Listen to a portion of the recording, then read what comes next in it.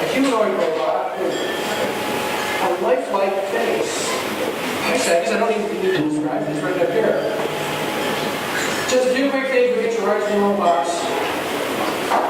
New England Artificial Intelligence is a meetup group started by some of the students from Stanford's online NEAI course. And it has since grown into one of the largest and most diverse AI and human learning groups. And we look at anyone from professionals all the way down to casual observers. Some of our corporate sponsors include Google and, what's the other one? Anyone know? Data Fund. Come on, you gotta hear about Data Fund. This is already always talking about. Google and Data Fund. And oddly enough, one of our sponsors, who donates a lot of time and money, is our fearless leader, Dan Cohen. So, Dan, can you stand up? Dan does a really great job putting together these meetings for us. Dan does a great job putting together these meetings for us, and get some time after the meeting, so some love in his direction. Our meeting space is generously donated by Cat Reduce, which is a good place here. And they let us stay real late. So if you get an interesting conversation after the presentation or something, don't feel like you have to leave or being chased out. And if you'd like to find out more about Cat Reduce and how they might help your company, please introduce yourself to Adrian, our lady of the monitors in the back, and Serena Federal Building. We've also been growing really fast. You wouldn't know it for tonight. It's always kind of special. We'll have Friday and right after the holidays, and it's really bouncy out and stuff like that. But we really are growing. And we could use some extra help. In particular, we're looking for people who can find and screen presentations to be made at meetings.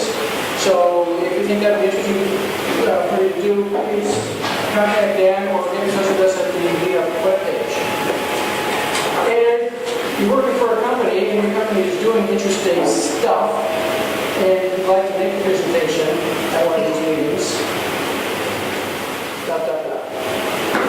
Do you have any NLP people here, any natural language process people?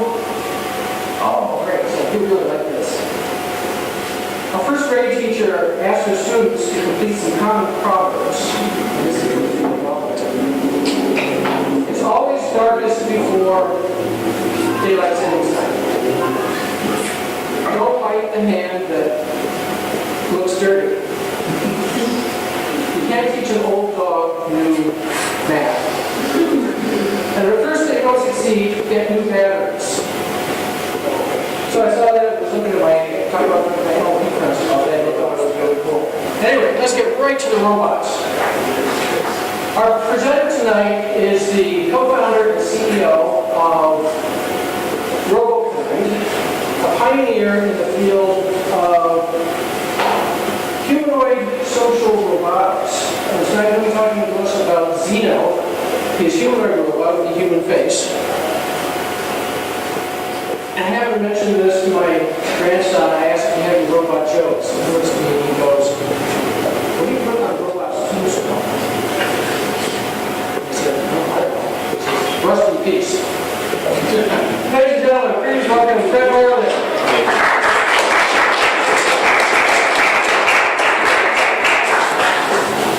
Thank you very much. It's nice to be here. Robokind started 2 years ago, but we sort of piggybacked off the original work of a company called Hanson Robotics, and you've probably seen in TED Talks or other areas where David Hanson had created individual full-size robots for university and university research. Robokind then took all the IP of Hanson Robotics, and we have gone on from there. But our concept is to bring affordable robots to the masses. And a lot of what we're doing is really importantly defined by what is our philosophy and what do we think the proper best use of robots are. And we've done a lot of thought to that. And the first big breakthrough that we are very excited about is we went around to the markets and we have this concept of creating perfect courses that the robots can teach in schools and to students.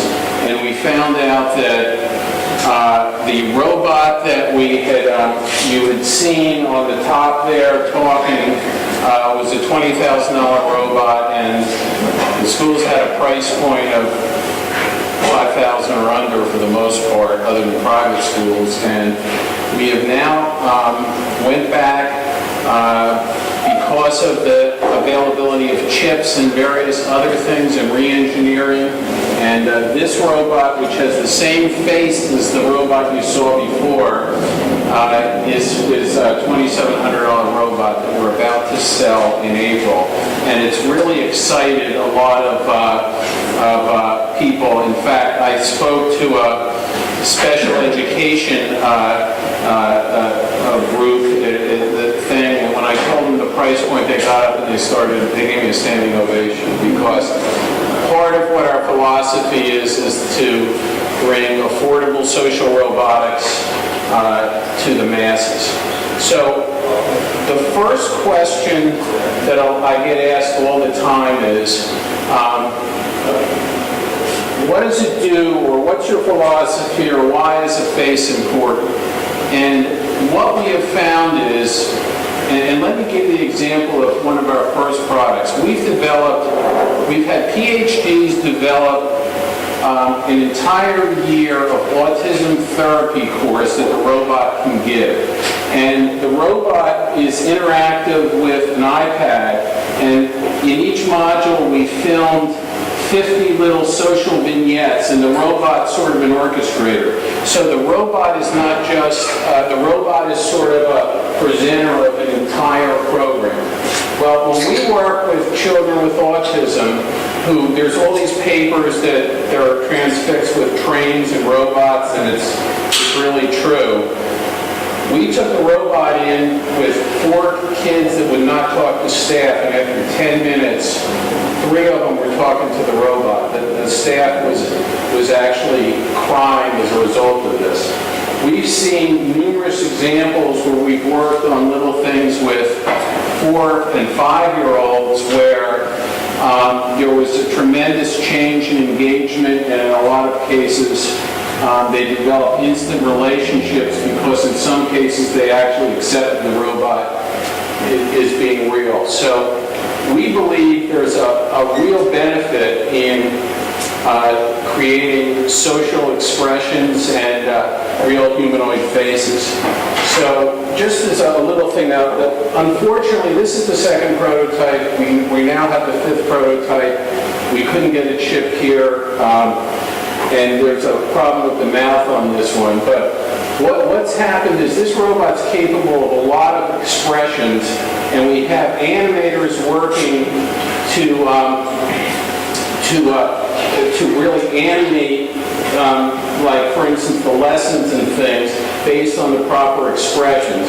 And we've also just finished a program called Story Chat, which uses keywords, so we can take, for instance, a book or a children's story, put it into the robot, and based on keywords with the animations, it will animate the story without us having to animate each part.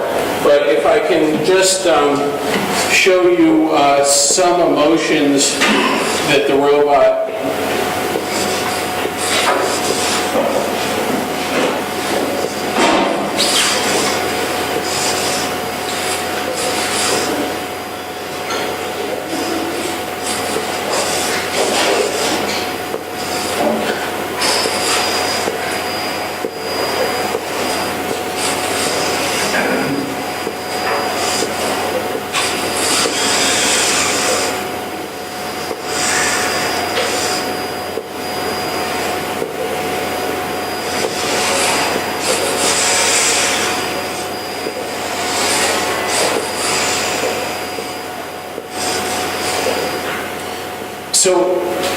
when you do a robot with a face, as opposed to just the robots you see with the plastic thing, this is a lot more complicated because you have all these animations that you want to try to mix in with the things, but it's really going to make a difference, we believe, in the long run in creating a sort of human interaction.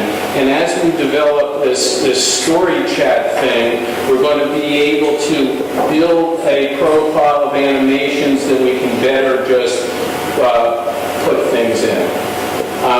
The second thing that I think is extremely important that we've thought about is, what does the robot do really well, and what's going to be our use for it? And what we've decided is and I was sort of influenced by it. I don't know if you saw the Woody Allen movie, Annie Hall, where he's in line in the movie theater and they're in an argument about the effect of Marshall McLuhan, and Woody pulls out Marshall McLuhan and he says, "I'm Marshall McLuhan and you're wrong." Well, the concept is this robot can be a real expert in a lot of things. And with regard to certain lessons, we've had, for instance, in autism where, for instance, in a given lesson, the experts are telling us there's 32 focal points to a lesson that are important, to do. Well, a normal special ed teacher cannot do this at the depth or level of the PhDs at the Collier Center.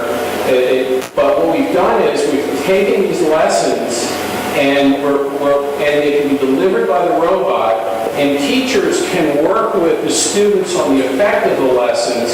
So you're not throwing the teacher out, but what you're doing is developing more effective content to people in a lot of cases. So what we've decided to do is we've decided to do an autism course, and then for just a second we've done this remarkable, I think, course in computer science and STEM, where we've created, and it took us this long to do this, a 3D avatar, so every student gets his own avatar that they can program. And then they can mail it to the robot in the class to see how their programming does and learn programming that way. But we're also working with a company that was funded by the Department of Defense to teach language to special forces and things, and guys in the Defense Department. And they're developing a language course for us in Chinese, Arabic, French, and Spanish. And what we're seeing is that, in essence, you learn language in a different part of the brain after you're 7 years old. So we're built to learn a language, and then it sort of shuts off. And when you work with a robot, it can do two things. It can do, it can listen and talk back and forth with regard to the language, and it can deliver the course. And it can work with the iPad to deliver a presentation on the iPad back and forth. So it can work in two dimensions, and we think that could be a really spectacular product, in terms of supplementing what schools can do and what individuals can do. So what a lot of our thinking is really to develop products at price points that really matter in terms of social interaction. Robot Magazine said to us, and this is one of our columns, or said in an article about us, they said that Robokind has the possibility of changing the relation between man and machine. And we believe that if once we have perfected the animations and the material, that we're going to make some very important contributions, especially with children and of all ages in education of all sorts of various kinds. I just want to have the robot give a quick little intro speech. My name is Zeno, 25. I was created by the Robokind team to be the first advanced sexual robot in the world. I will be able to make a whole generation of children smarter, more verbal, fluent in other languages, and more aware of the history and events in their world. I proudly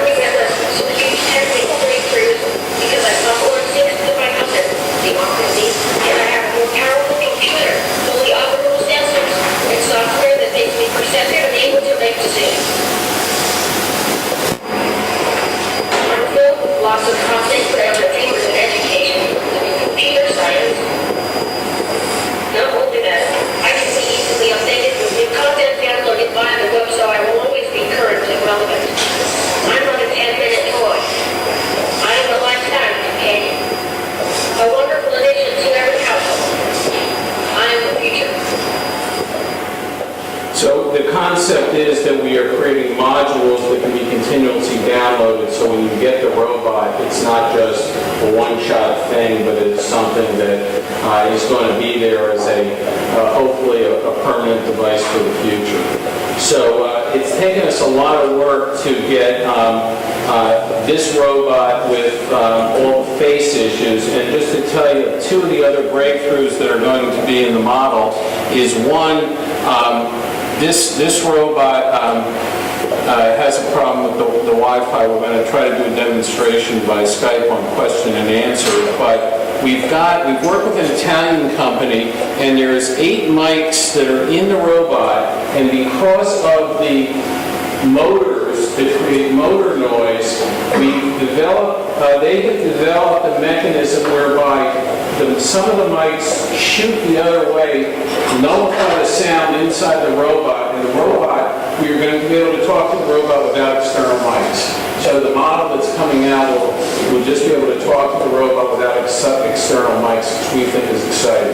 The second thing we're doing is we've worked with the Machine Perception Lab at UC Davis, and the robot has a camera, and it's also going to have an infrared, and it can record sessions and things, but also it's got, it works with 36 points in the face, and it measures, according to their data bank, emotions of a person. So, and it especially measures interest level or frustration level when it's talking.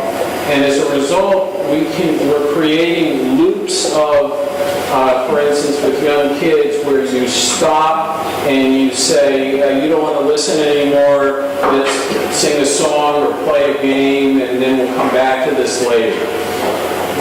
The one philosophy, and I'll end on this right now, our concept of what the relationship is, and one of the reasons why we think it's going to add a big dimension is the robot's going to have a personality, and in some cases several personalities, but the big thing is it's going to be a proactive personality.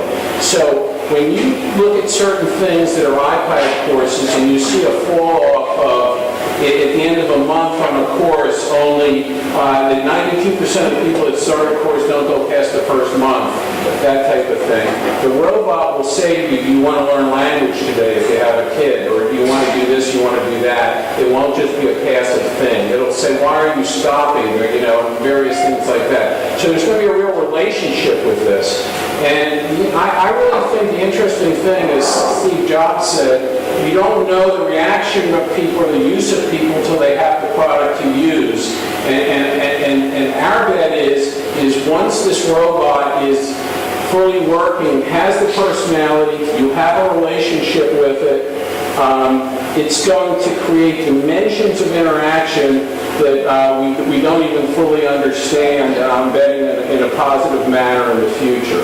So that's what our vision is, and it's taken us a lot of good work to be able to pull this off, but in March we're manufacturing 500 of these robots, and we have schools all over the country in special ed and autism, and the computer science course that I just want Steve to mention briefly, that are going to start pioneering this, and then we're hoping then once we get all the feedback back and forth, we're going to go forward on a more advanced basis with the whole thing. So that's sort of our vision to show you today. Thank you very much.